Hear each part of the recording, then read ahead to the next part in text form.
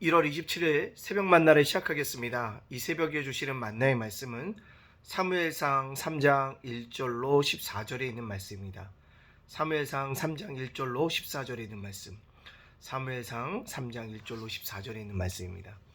제가 봉독해 올리겠습니다. 이 사무엘이 엘리 앞에서 여호와를 섬길 때 여호와의 말씀이 희귀하여 이상이 흔히 보이지 않았더라.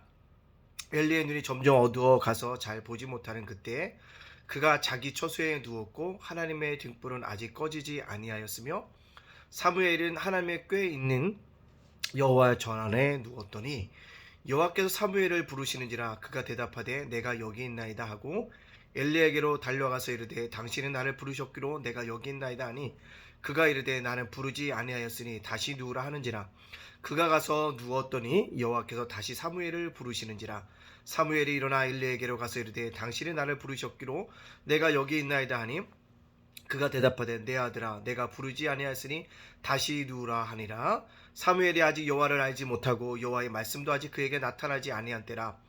여호와께서 세 번째 사무엘을 부르시는지라 그가 일어나 엘리에게로 가서 이르되 당신이 나를 부르셨기로 내가 여기 있나이다 하니 엘리가 여호와께서 이 아이를 부르신 줄을 깨닫고 엘리가 사무엘에게 이르되 가서 누웠다가 그가 너를 부르시거든 내가 말하기를 여호와여 말씀하옵소서 주의 종이 듣겠나이다 하라 하니 이에 사무엘이 가서 자기 처소에 누우니라.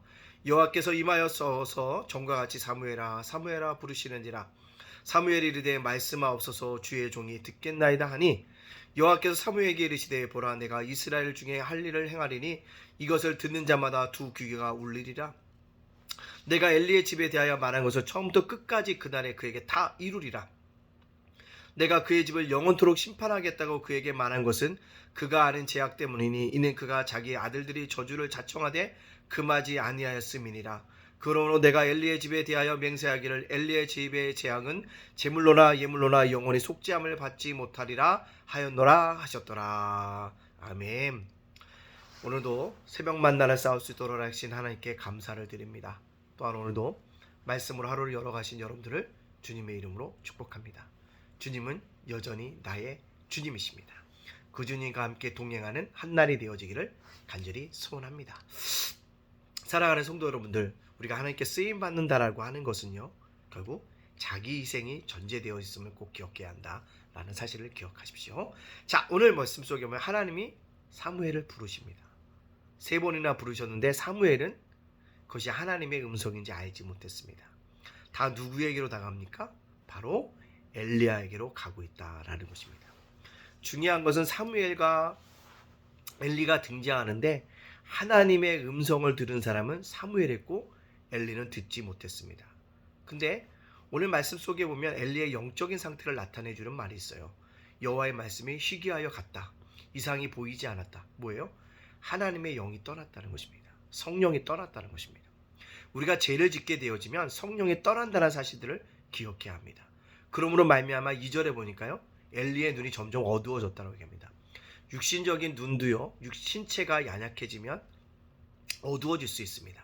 그러나 이 말 속에는 다른 의미가 있다고 하면 영안이 어두워지고 있다는 것입니다. 우리가 모세를 기억합시오. 모세가 하나님 앞에 부르심을 받고 이 세상을 떠날 때 그의 눈이 흐리지 않았다고 얘기합니다. 뭐예요? 신체적으로 아무 이상이 없었다는 것입니다. 나이가 들어도 시력이 좋을 수 있습니다. 즉 이것은 영적인 눈이 무너져 내렸던 엘리의 상태를 우리에게 이야기해주고 있다는 사실입니다. 사랑하는 성도 여러분들, 우리가 죄악을 지면 성령님이 우리를 떠납니다. 그리고요, 우리의 영안이 어두워져서 세상의 하나님의 말씀을 분별하지 못하는 그런 어리석은 자의 자리에 설 수 있습니다. 오늘도 그런 자리가 우리가 서지 않을 수 있도록 날마다 깨어있을 수 있는 믿음의 백성들이 되어지기를 간절히 소원합니다. 근데 사무엘은요 하나님의 음성을 들었어요. 3번이나 엘리에 가서 당신이 나를 부르셨습니까? 라고 얘기합니다. 3번째 엘리가 얘기합니다. 아니다. 이 음성은 하나님이 너에게 말씀하신 거다.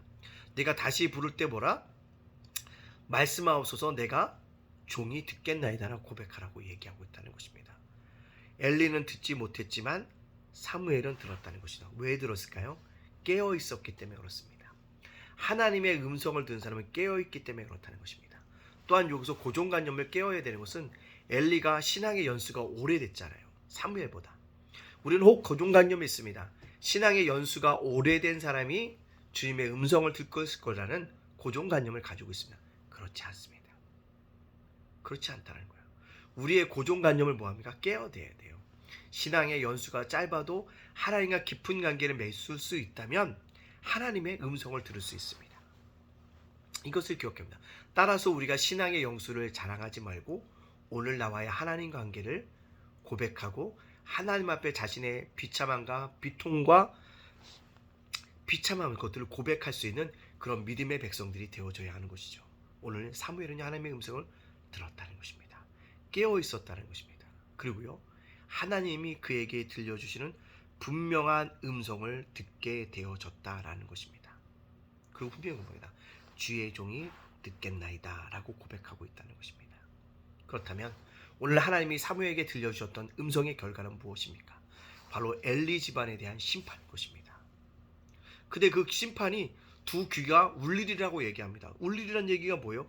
그만큼 선포된 말씀이 제약이기 때문에 모든 사람의 귀가 아프고 슬픔에 잠겨줄 만한 비통한 일들이 그에게 일어나게 되어질 것을 예고해주고 있다는 것입니다. 왜 이런 지경에 이르렀을까요? 엘리가 두 아들의 죄를 책망하지 않아서 그렇습니다. 돌이키지 않아서 그렇습니다. 그래서 뭐라고 합니까? 처음부터 끝까지 엘리에게 말한 재앙을 내가 임하게 하리라. 그리고 뭐합니까? 그들이 속죄해도 뭐 제물로나 또는 예물로나 속죄해도 내가 그것을 받지 않겠다고, 영원히 속죄함을 받지 못할지라고 하나님이 말씀을 엘리에 대한 심판을 사무엘에게 말씀해 주고 있습니다. 어마무시한 하나님의 심판의 경고인 것입니다. 그렇습니다. 우리가 꼭 기억할 것은 하나님 앞에 우리가 회개해도 용서받지 못할 죄가 있다는 것입니다. 바로 홈리와 비느하스가 그랬다는 사실입니다. 우리도요, 결정적인 순간에 그런 하나님의 음성, 그 심판의 음성을 듣기 전에 뭔가 돌이켜야 합니다. 회개의 심령이 되어줘야 하는 것입니다. 여러분, 설날이 지났습니다. 명절날 참 많이 숫자가 오지 못했습니다. 이제 다시 주님의 전으로 돌아와야 합니다. 여러분, 주님이 부르짖고 계십니다. 여러분, 코너로라고 계속적으로 우리가 교회 모이지 못했잖아요. 우리 성도들 돌아가야 합니다. 가난한 성도들요, 주님의 전을 찾아가야 한다는 것입니다. 물론 가난한 성도가 되어진 것은 교회의 책임도 있습니다. 무엇보다 저와 같은 목회자의 책임이 큽니다. 그러나 여러분들, 누구의 죄를 핑계대기보다는요, 하나님 앞에 서야 합니다. 우리의 예배는 공동체의 예배입니다. 홀로 예배가 아니라요, 함께 드리는 예배여야 하는 것입니다. 우리의 예배는 홀로 드리는 예배도 중요하지만 함께 드려지고 함께 공동체 기도를 드리고 함께 모여 찬양하는 것이 중요합니다. 공동체성을 우리가 회복할 수 있는, 우리가 되어질 수 있는 그런 믿음의 백성들이 되어지기를 간절히 소원합니다. 자, 그렇다면 오늘 저와 이 말씀을 적용시켜보면 뭘까요? 하나님의 음성을 듣자는 것입니다. 하나님의 음성을 듣기 위해서 어떻게 해요? 고정관념을 내려놔야 합니다. 하나님의 음성은 이거겠지, 하나님의 음성은 이걸로겠지, 아니에요. 내려놓고 겸손하게 하나님의 음성을 사모하십시오. 그리고 기도와 말씀 속에서 하나님이 들려주는 음성을 붙잡으십시오. 때때로 마음속에 결단할 것이 요구되어지면 순종하십시오. 그러면 하나님의 음성이 들려집니다. 하나님이 나를 책망하시는 것 같습니까? 비탄과 비통함으로 비참함의 나의 죄를 고백하십시오. 또 내 마음속에 들려지는 음성이 있습니까? 따라가십시오. 그것이 하나님의 음성. 아니, 또 환경을 통해서 나에게 들려지는 음성이 있습니까? 순종하십시오. 회개하십시오. 비탄과 비통 속에서 하나님 앞에 나아갈 때 분명하게 하나님의 음성을 듣게 되어지는 줄로 믿습니다. 오늘 저와 여러분들 사무엘처럼 하나님의 음성을 듣기 위해서 고정관념을 내려놓고 기도와 말씀을 속에서 듣고 순종할 것은 순종하고 회개할 것이 있다면 내 비참함과 비통함을 하나님 앞에 고백하십시오. 마음속에 환경을 통해서 들려주는 하나님의 음성을 잘 분별함으로 말미암아 하나님의 음성 속에 순종할 수 있는 믿음의 백성들이 되어주시기를 주님의 이름으로 축복합니다. 아멘. 기도하겠습니다. 사랑의 하나님, 감사합니다. 어제 추위와 눈 속에서도 지켜주시니 감사합니다. 오늘 금요일입니다. 일주일을 맞춰져가는 기한 3입니다. 잘 마무리하게 해주시고 세상 속에서 승리할 수 있도록 인도하여 주시옵소서. 오늘 사무엘이 하나님의 음성을 듣는 것처럼 이 땅을 살아가는 우리 그리스도인들이 하나님의 음성을 듣기를 원합니다. 그래서 고정관념을 내려놓고 기도와 말씀 속에 마음으로 여러 가지 환경 속에서 들려준 하나님의 음성을 듣고 순종할 것은 순종하게 해주시고, 회개할 것이 있다면 나의 비참함과 빈통함과 고백하며 비탄함으로 살아갈 수 있도록 하나님께서 은혜 위에 은혜를 덧입혀 주시옵소서. 주님, 한국교회의 공동체성이 회복되어지길 원합니다. 아버지, 공공성도 회복되어지길 원합니다. 그러기 위해서 우리가 공동체로서 예배드리게 해주시고 기도하게 해주시고 찬양할 수 있도록 역사하여 주시옵소서. 오늘 사랑 우리 성도들을 지켜주시고 자녀와 생업과 일터와 사업장과 가정을 굳건하게 지켜 주시옵소서. 이함께 성도들 이번 주에 꼭 함께나 영광 돌릴 수 있도록 인도하시고 자녀들을 지켜주시고 예담제가 목센터와 예담자원 도서관 위에 함께하여 주시옵소서. 모든 영광 주께 돌려오며 예수님의 이름으로 축복하며 기도합나이다. 아멘.